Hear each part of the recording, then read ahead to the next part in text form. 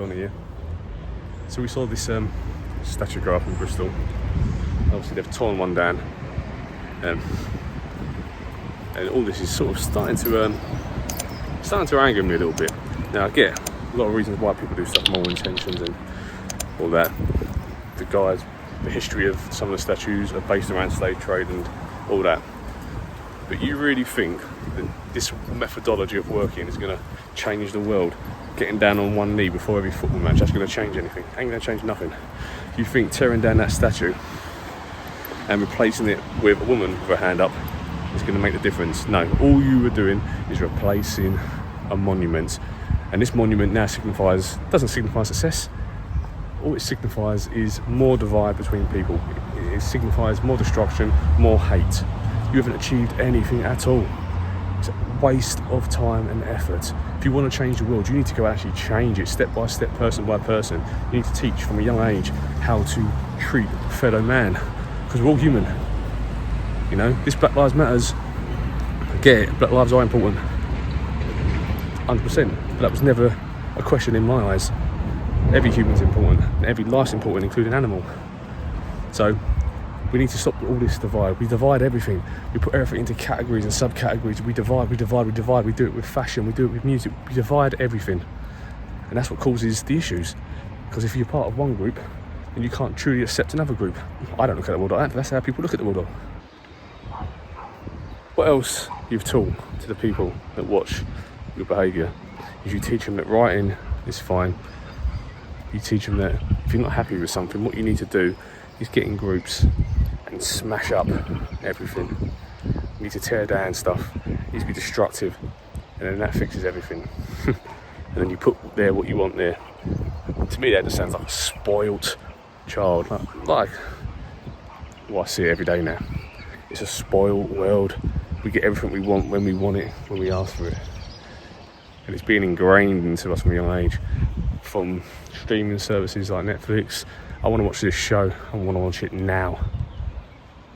So they get it now.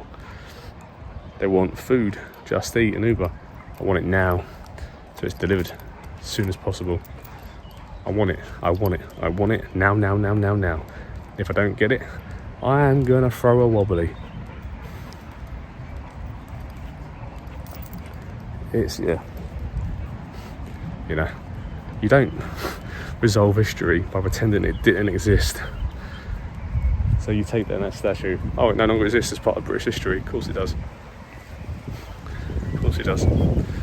Your actions have just intensified it. You know, that statue is there now. What was before that? It was this. And then the story of why you tore down the statue will be even more significant now, because you've created all this drama around it. Absolutely clueless, and it's the new norm. I don't know. It's almost like these new modern lefties and these youngsters are like, well, I'm entitled to have a right. I'm entitled to feel part of this and have something to talk about when I'm older. You're not fixing anything. You're doing it wrong. Absolutely wrong. And you'll realise that when you grow up. When you get older, you look back, you'll realise you're doing it wrong.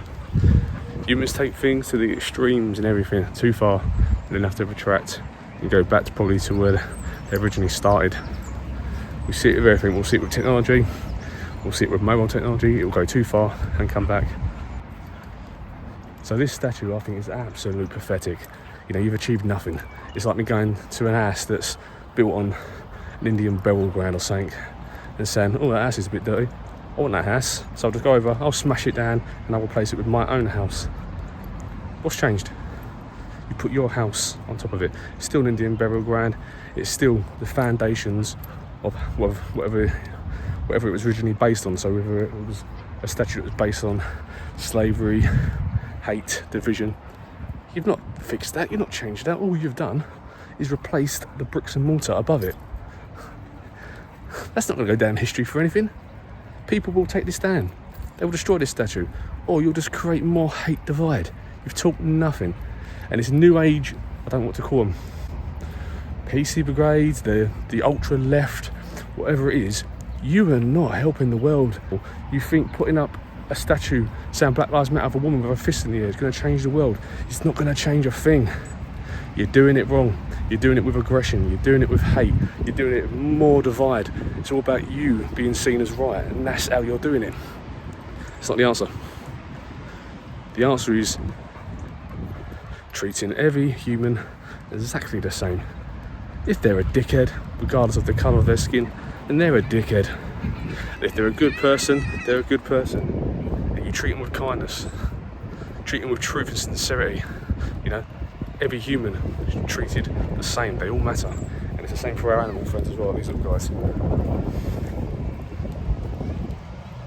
Sad to say, there's a lot of things that are really starting to wind me up, and it's the short-sightedness of the new age, modern culture.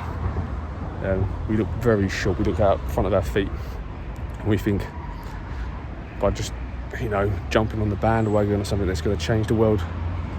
And now that statue up, that's a monumental success. Of course it's not, because you think the racists out there, that people that are racist, and it's good, white racists, black racists, whatever country you're from, there are racists. Do not think it's just a white male that's racist. There are many racists out there. But you think putting a statue up and doing that is going to fix it? No. Get into the schools. From young age, kids are not racist. Racism is a learned behaviour. You know, they're taught to divide. A child will play with a child. They might ask sometimes, why is he that colour? A black boy might say, why is their skin white? Or a white boy might say, why is his skin black? And you say, because that's the way they were born. But they don't look at that as a negative. It's a curiosity, you know. Just no difference looking at this tree and saying, why is this tree grey, brown, with little yellow bits on it? We need to get to the schools and encourage social integration between kids. Show that actually there's good in everyone and there's bad in everyone. Skin colour is irrelevant. That's the first steps. And then the ultra lefties now forcing through companies like Facebook to put extra money into black companies.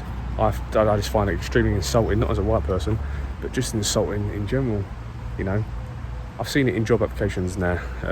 You apply for something, they ask, are you straight or gay? Well, that should be totally irrelevant. But they've got boxes to tick. They've got to fill the quota of male and female ratios, white to ethnic ratios.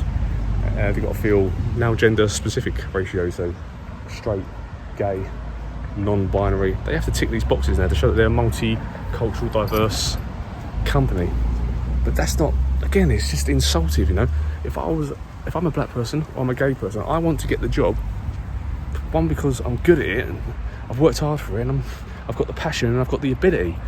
I don't want to get the job because I'm black or because I'm gay. And this is how you get really unqualified people working in these big, powerful jobs. I mean, Diane Abbott is probably the most ridiculous candidate to ever vote for. I would never vote for Labour with her in that team, because you can't trust that woman.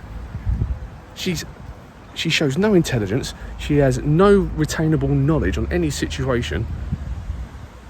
And you want her to be in charge of, well, she's the Secretary of Defence? Home Secretary?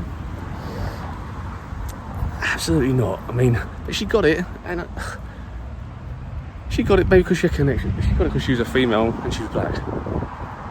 There are probably far more qualified black females out there that would have done better than that.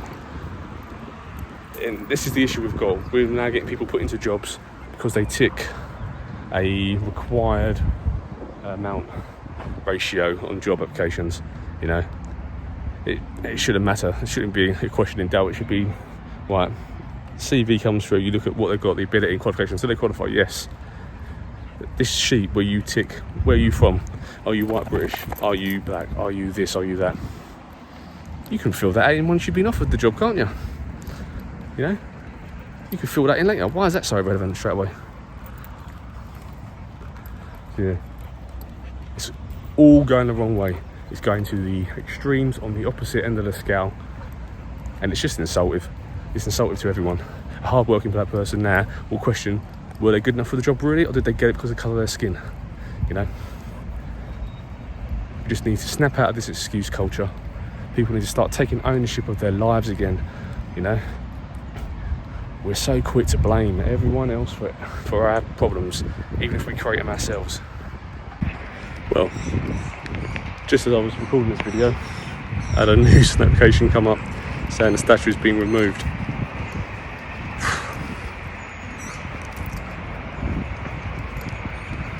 You know what I mean? It's just complete short-sightedness. It hasn't fixed anything. You've just made the matters worse.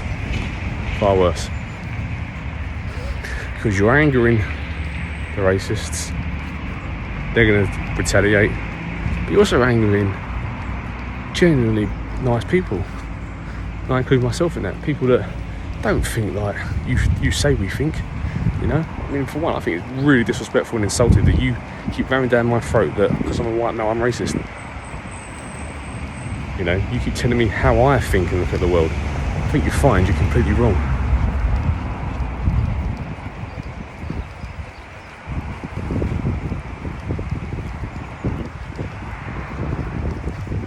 We could quite easily live in a world where white and black can intermingle. We're not an issue. We need to start on the lower levels. From the schools, from the teachings, building up solid foundations. So yeah, treat everyone good. White, black, brown, treat everyone the same. Treat them how you treat your friends and family. Treat them how you want to be treated. That's the answer. That's my rant over. Love to you all. I'll speak soon.